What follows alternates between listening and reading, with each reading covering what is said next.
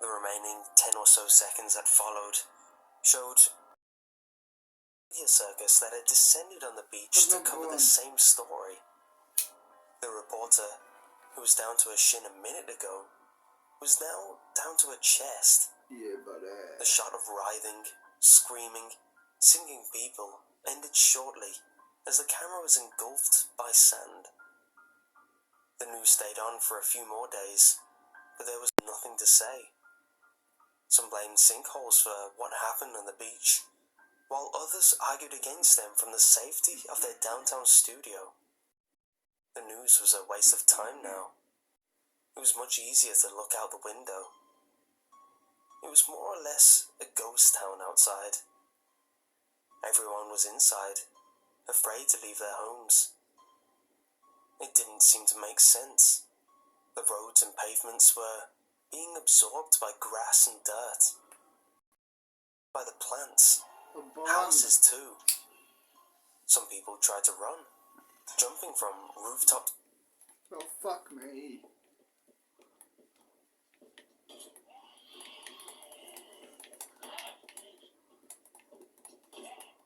Die. Die. Are you bit? I think so. I hope you'll be fine. I hope so. But if you turn, yeah, I know.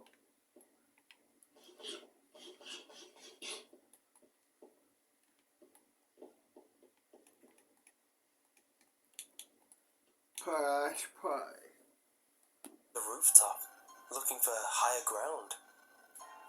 Occasionally, while filming what was left of the TV broadcasts, skyscrapers had become refugee camps. I had made one trip out and I tried to get out, smashing through the plaster. Hey guys, how's it going? Relax with your favorite drink. And listen. A bomb.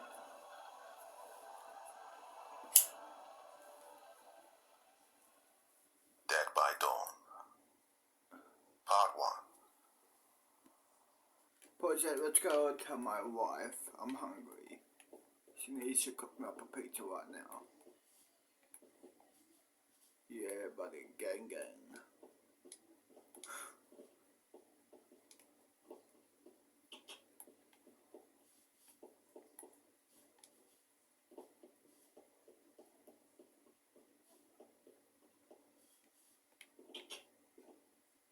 Hey, what's up? Hey, can you go cook me up a pizza? Sure thing, I'll cook you up a pizza now.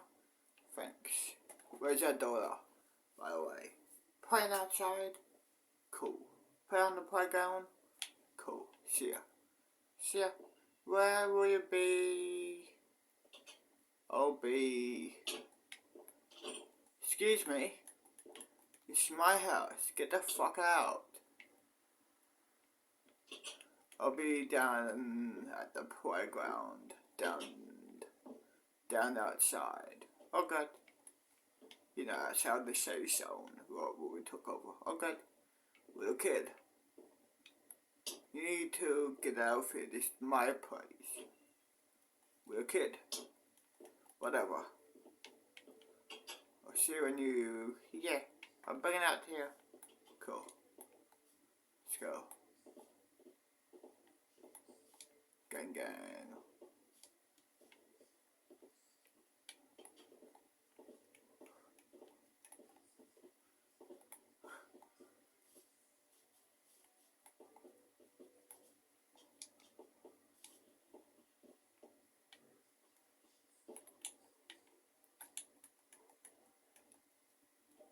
Press play.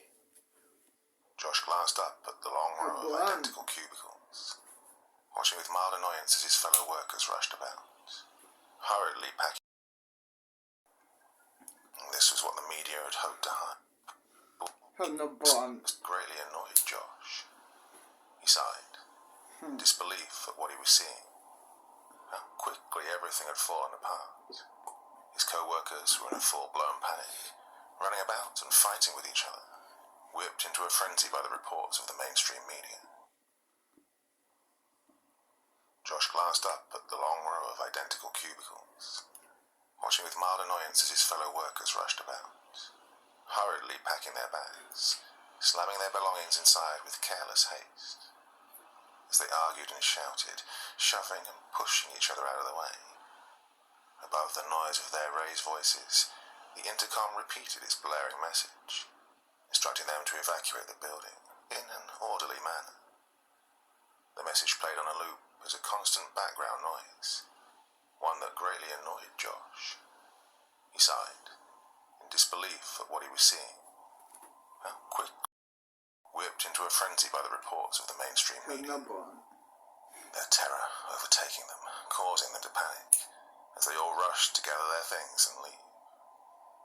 Just a few days before, the world had been normal. The fungal pandemic had been just a story on the news, one everyone had mostly ignored. The media had wanted to keep panic down, to stop the riot and looting that would accompany a pandemic. But in the pre-pandemic world, life had been the same as it had always been, as good as it could be since the accident, an event that still haunted Josh, one he found very difficult, if not impossible, to put behind him.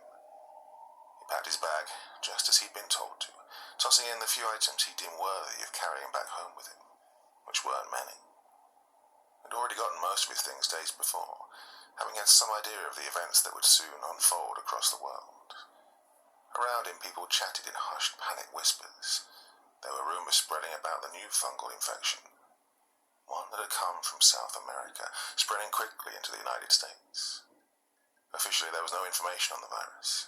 The mainstream media refused to give details about it. So far, there were no reported cases in Canada, as they sealed off their border with America very early on in the outbreak. Josh feared that it would soon spread, as it was very dangerous, though the media had attempted to suppress the information. Josh had viewed various online clips in which he'd seen the hidden effects of the fungus, an infection which grew on the brain, causing those afflicted by the fungi to become uncontrollably violent, attacking and biting anything nearby. This was what the media had hoped to hide, to avoid mass panic. As such, a virus could prove to be the end of their nation. Already, America had gone dark. No news had been heard from it in days. With a final report stating that the government had collapsed, Josh slammed his locker shut, jogging quickly down the hall, moving along with a mass of workers as they fled, moving quickly towards the building's exit. He scanned the faces of those around him, looking from person to person, in an attempt to make certain that his friend also got out safely. There were only two people left that Josh was close to, Christopher and Samantha. Well, Christopher had been his friend since childhood, a nerdy and quiet young man who often played Dungeons and Dragons with Josh on the weekends. Christopher was planning on leaving town with his family to move to some other part of the country, which he thought might be safer than where he currently was, a location dangerously close to the American border. Josh could hardly blame him for leaving, that he was less than pleased with being left almost alone to face the outbreak. Christopher was one of only two of Josh's former group of friends who he still talked to, as well as her best friend Samantha. Josh had broken off contact with nearly all these former friends, speaking only to Christopher and Samantha, who were the only people that Josh didn't blame for the death of his sister.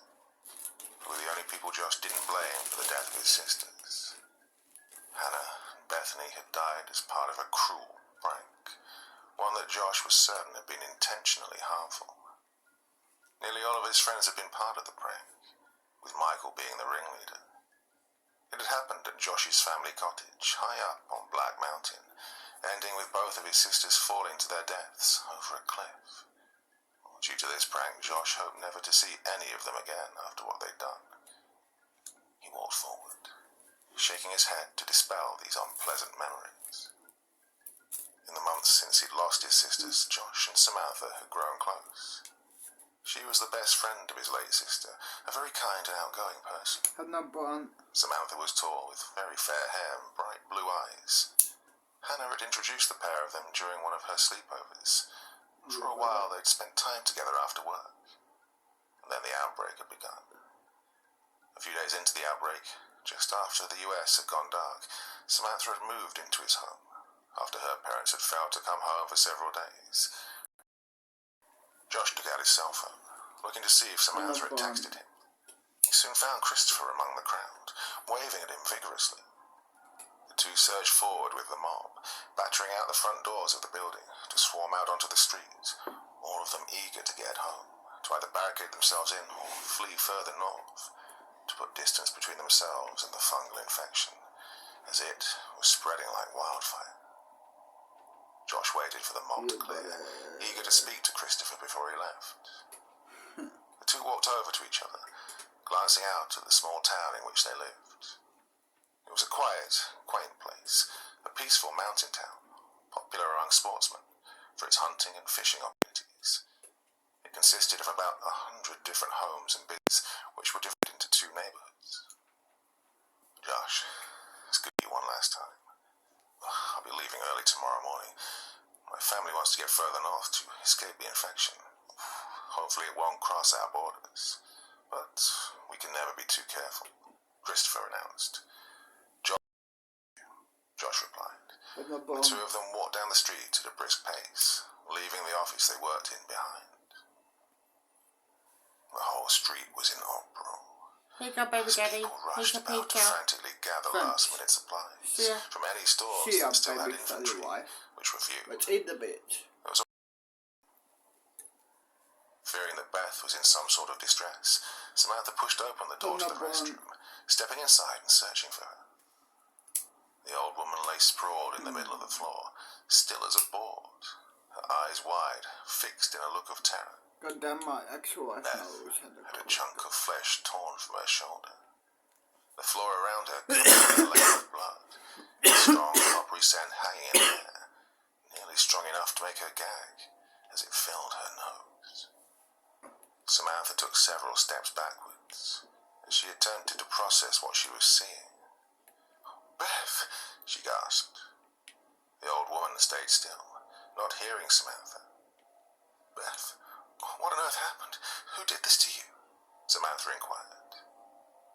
She slowly approached the body, giving Beth's foot a light kick. Well, fuck me. Die. Die. Die. Die.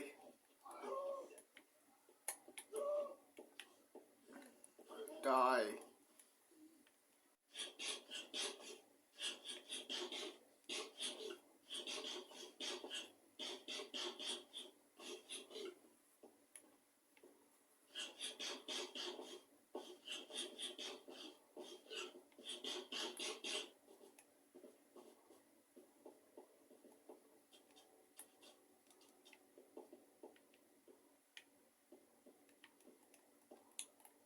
Sit down.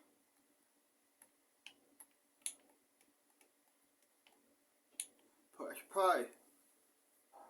The old woman still refused to move, even after Samantha had called her name several times. The subtle dread filled the room as Beth twitched, letting out a muffled growl, as if she were angry.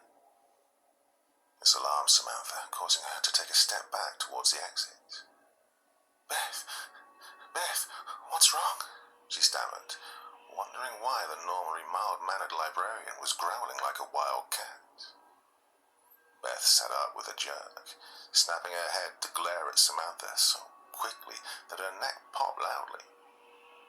Samantha's back touched the wall, and she stood off to the side, waiting to see what would happen.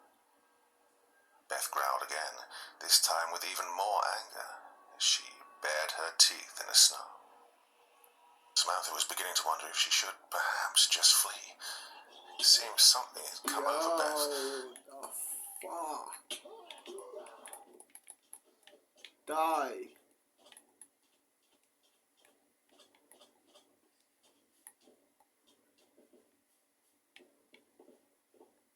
Let's go to down here.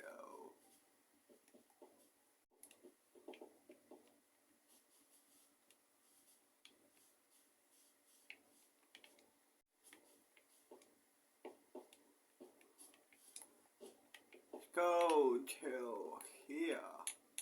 Why not?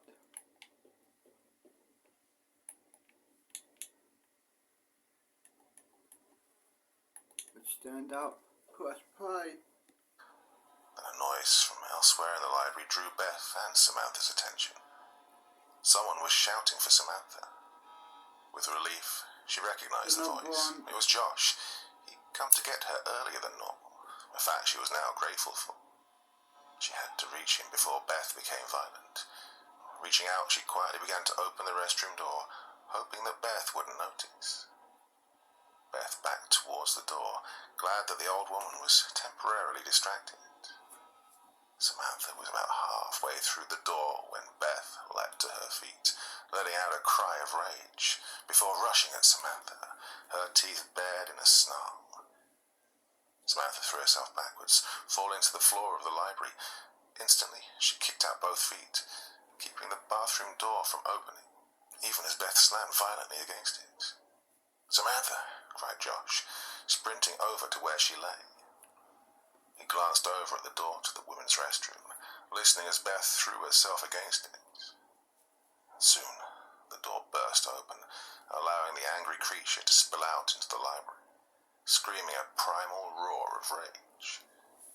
Josh reacted quickly, drawing his pistol and firing into her head at point-blank range, the gunshot cutting off the infected woman's cry of rage. The creature that had once been Beth fell to the floor, a smoking hole in her head. Josh lowered the pistol, glancing down at Samantha. She sat with her back to one of the bookshelves, looking up at Josh. Josh extended a hand down to her. "We have to leave now," he stated. Samantha accepted his help, rising quickly to her feet. "Where on earth did you get a gun? I thought they were all kept up at your family's lodge," she inquired.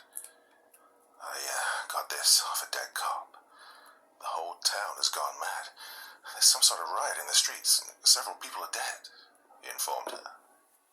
He then led Samantha by the hand, pulling her towards the exit of the library. "Just hold on a moment. I need to grab my bag. I grabbed several books this morning, survival manuals and the like. I thought they might prove useful," she informed him. Josh nodded, releasing her arm. "Okay, grab what you can quickly. We must leave town as quickly as possible," Josh shouted. Samantha rushed over to her desk, grabbing...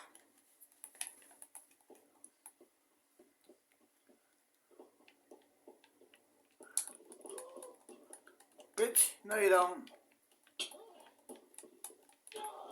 Die. Die. Die.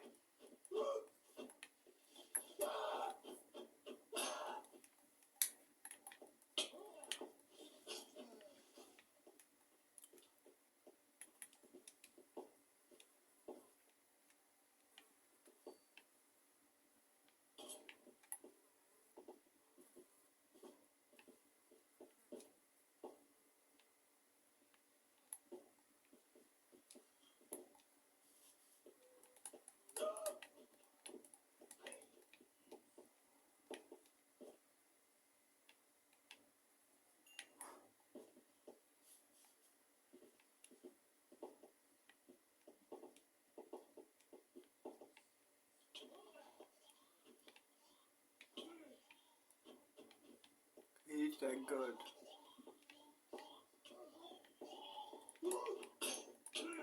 Holy shit.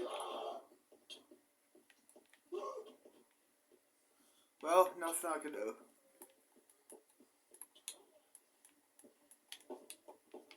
If I had a weapon, it'll be easier. But let's hope to God one of my men doesn't die.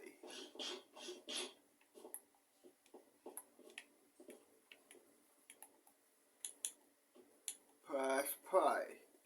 the canvas bag which sat beside her chair. All I can do is The bag had watch. several books inside, gathered by Samantha that morning, at the start of her final shift. She then rejoined Josh, both of them bursting out of the library onto the streets of their once peaceful town. The whole town was in an uproar. Sirens blared, people screamed, and Oh gunshots shit, rang well, out. my man is dead, A car yo. had been set on fire in front of the library, Fuck. filling the air with black smoke and fumes. The store surrounding the library had already been looted by a panicked mob who were fleeing en masse down the streets. Several in their group had already been infected, and they began to attack their companions, biting and clawing at them like wild beasts. This way. Yeah, as you can tell, my group fell. I'm the boss of the new group. Military and SWAT. I'm the boss of now. Military, see here? Military guys, I'm the boss of.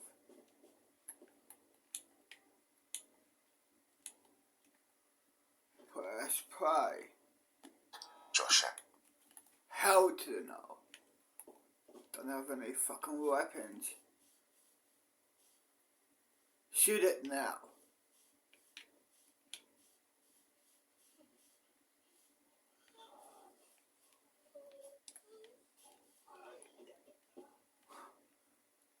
Digger boss.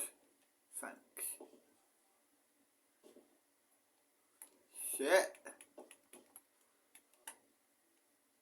Let's go to my armory. Go to my armory. Go to my armory.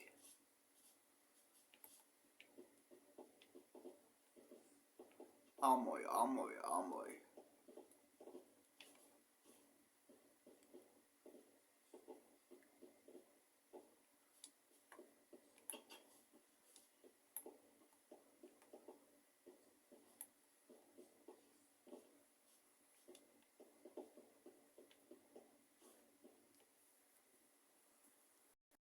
There we go. Look at this shit.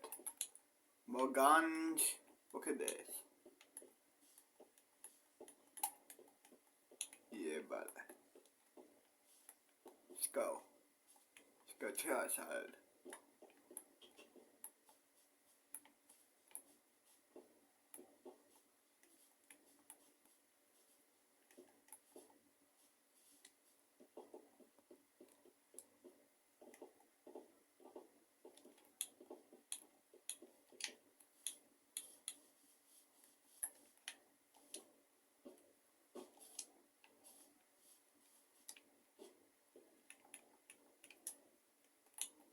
Sit down.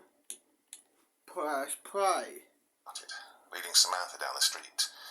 They surged forward with the fleeing mob, moving as one great mass towards the west side of town, where the residents were. Where the residents resided in their clustered together suburban homes. Behind them a gas station exploded, rocking them to the ground, its sound deafening. The explosion drew in even more of the infected. They surged out of the forest, sprinting at the fleeing mob, which quickened their pace. Hearing the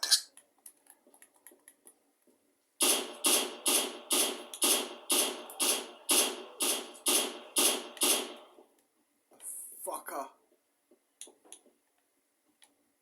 Try to sneak up on me and kill me. Bitch, please.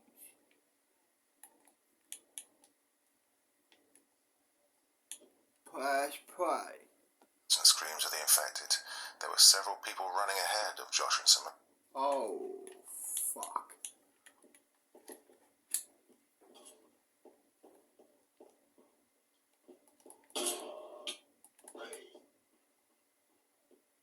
Did you just shoot me? Huh? Sorry, boss. That's what I thought. Shit, that hurt, though.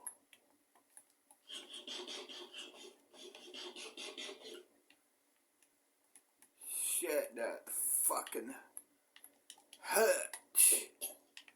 As a motherfucker.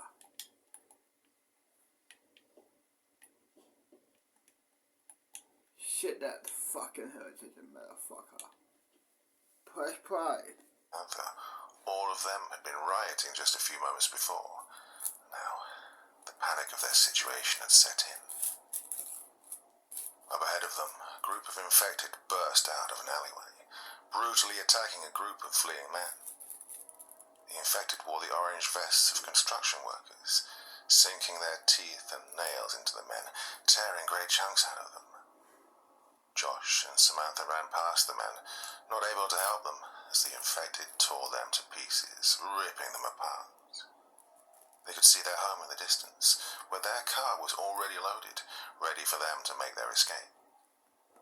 All around them the infected surged, met with gunfire by several members of the fleeing mob, their gunfire drawing the attention of the infected, allowing Samantha to bolt for their car. Josh was just behind her, urging her to move forward. He had the pistol in his hand, ready to shoot any infected that got in their way. Samantha reached the passenger side of their door, yanking it open and throwing herself inside. She slammed the car door, blocking an infected that had wanted to grab her. It slammed against the door, looking wildly around as the mob screamed and shouted around it, drawing its attention away from her. They charged at a nearby old man, and the infected tore his throat out, knocking him roughly to the ground. It's poison. Let's go over here.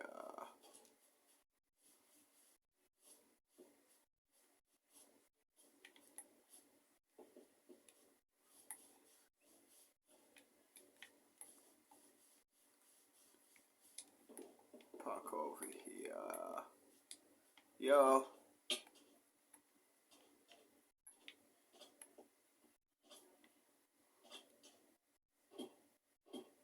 Hey, I'm here to look over it. Okay, cool, thanks, boss. You're welcome.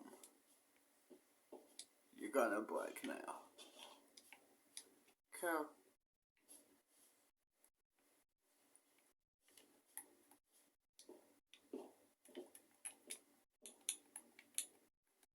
Press play.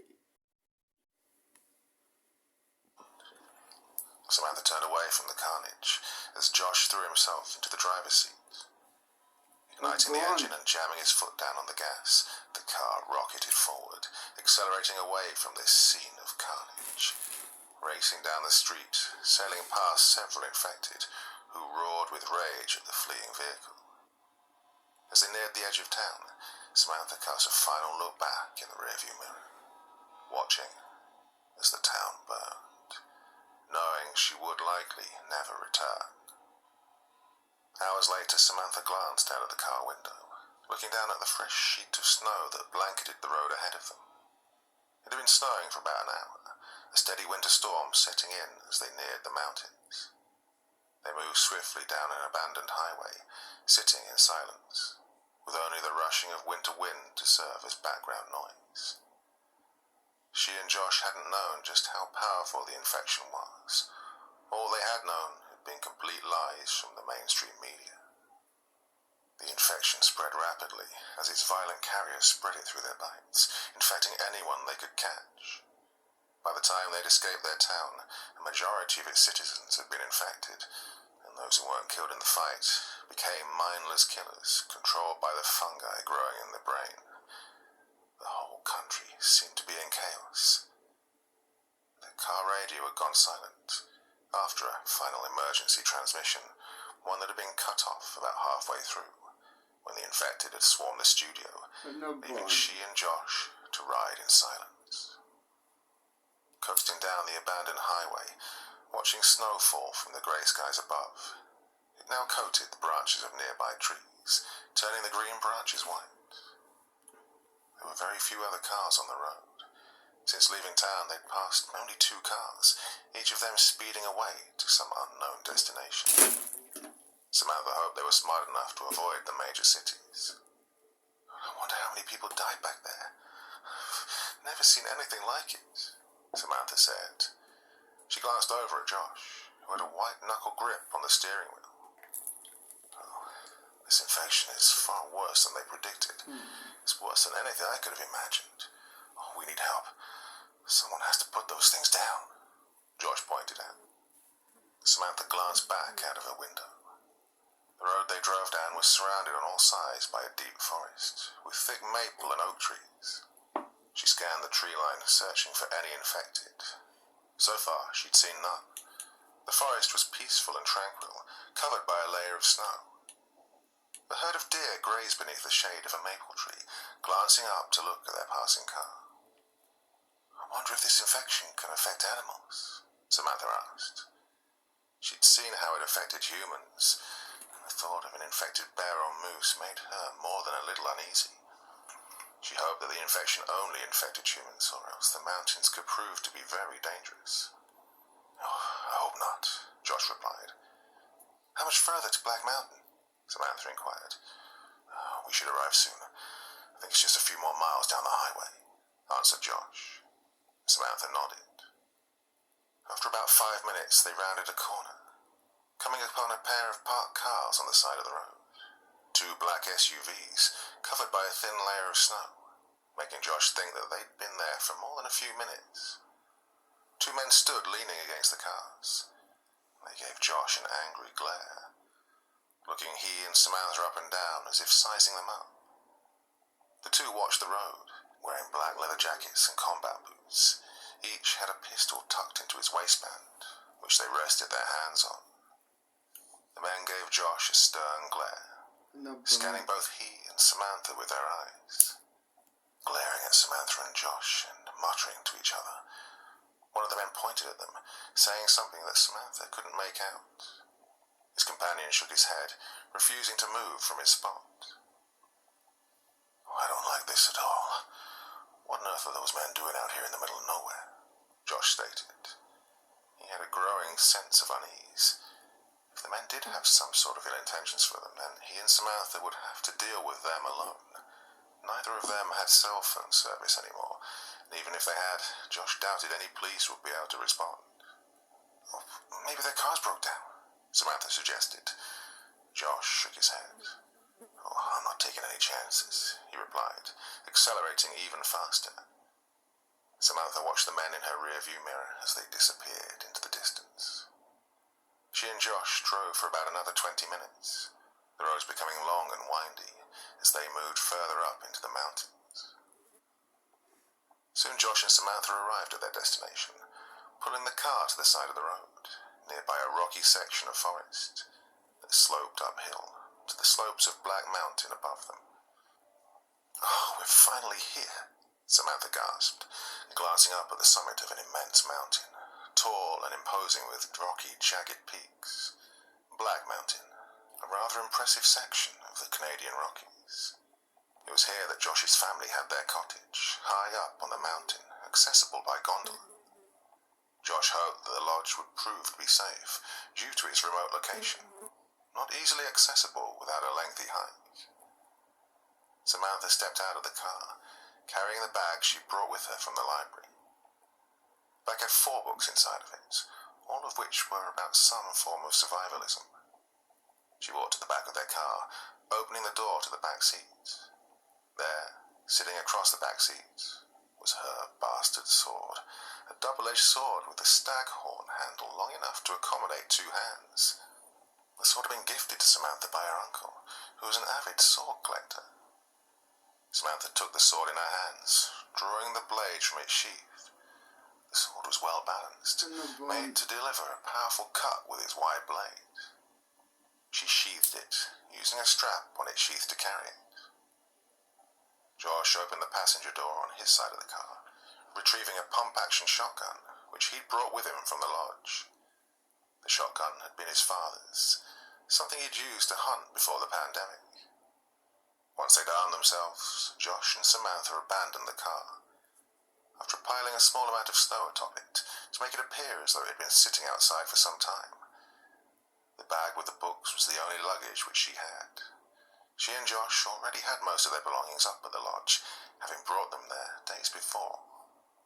They walked towards a nearby path that led deep into the forest. The steep mountain path was covered by snow, snaking its way up the hill, surrounded by trees and boulders.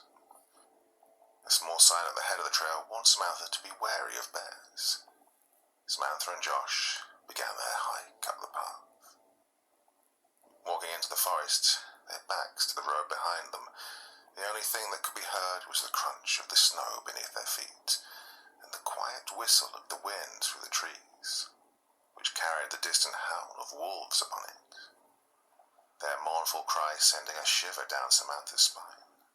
She and Josh wearily gazed at the dark forest around them, straining their ears to pick up any nearby sounds, scanning the tree line as they hiked steadily upwards, stepping carefully over tree roots and being pelted with snow falling from the branches overhead. Who were those men on the road? Samantha whispered, glancing over at Josh. He hiked alongside her, his breath coming in a long, white cloud, shotgun held over his shoulder, his eyes keen and alert. I have no idea. I suspect that they're waiting to ambush travelers, Josh replied. Samantha frowned. Oh, let's hope they don't follow us, she stated, and Josh nodded his agreement. Yeah, I hope that as well, he replied. There was little else around them other than grey and white, the ground covered by snow and boulders. An owl hooted somewhere in the darkness, taking flight above their heads, to hunt for whatever rodents it might find in the snow. Samantha looked down the path. She could see the distant gate that closed off their property from outsiders. There was a whole section of the land that Josh's family owned which was closed off from the outside, beyond which the gondola sat. The gate was kept locked when not in use, as they previously had problems with break-ins, some deranged old man who tried to get onto their property. Samantha shivered in the cold air as she and Josh reached the gate. Stopping, Josh fished a key out of his pocket. The old lock on the iron gate gave him some trouble, though it did eventually give way, the cold having made it stiff. It swung open with a loud creak, making Samantha grimace.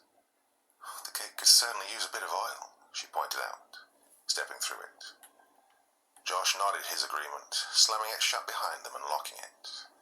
Well, hopefully it proves to be sturdy enough to hold back any infected, he replied.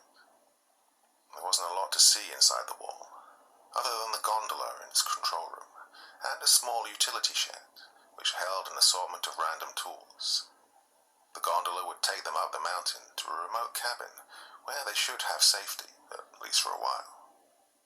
Let's go, I have to fire up the boiler before it gets any colder up there, reminded Josh. Samantha offered no argument, quickening her pace.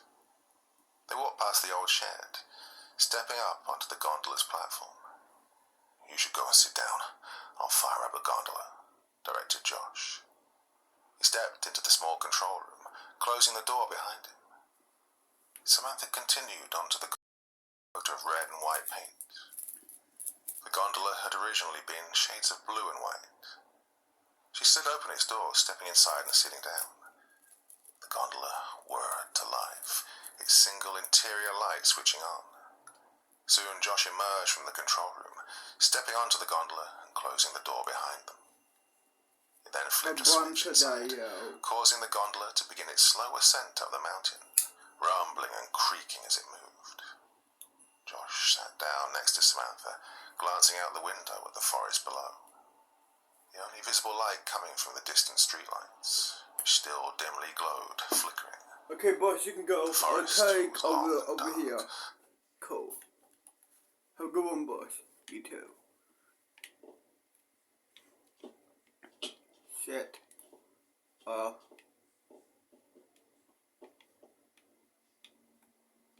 Hey, Daddy. Hey, Dora. See ya. See ya, Daddy. See ya, Dora. Sorry. Let's go, Con.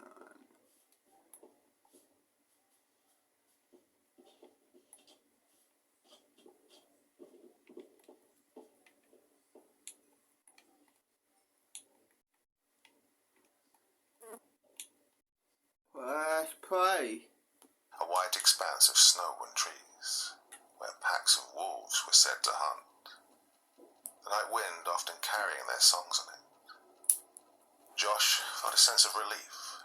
They'd almost made it home. Oh, it's quite the view, isn't it? I'm not born. Commented Samantha, nodding down at the scene below. Yeah, my parents always said as much, as did my sisters, stated Josh. He recalled the prank then, the one that had killed both of his sisters. Oh, it feels strange to be back here, yet at the same time it also feels really serene, Josh announced. Samantha nodded. I understand. I miss them too, she confided. They rode the rest of the way up in silence, wondering what had become of Michael, the perpetrator of the prank that had killed Josh's sisters, wondering if he'd been torn apart by some pack of infected. Josh hoped that he had. It would be a fitting end for him. Soon the lodge came into view. It was a large and cosy home, built in the style of an old hunter's lodge. It had 2 floors and a very deep basement, in which a boiler could be found. The boiler heated and powered the whole home, being fed by heated steam. The lodge had been built near a collection of old mine shafts, which had been abandoned long ago. But having been in use for over 50 years, the property which his family owned was quite extensive, stretching over many acres. The gondola landed at its control room, to her pillow. She had no intention of getting up early. She was still quite tired after a very late night. Beside her, Josh stirred in his sleep. "What time is it?" he grumbled, refusing to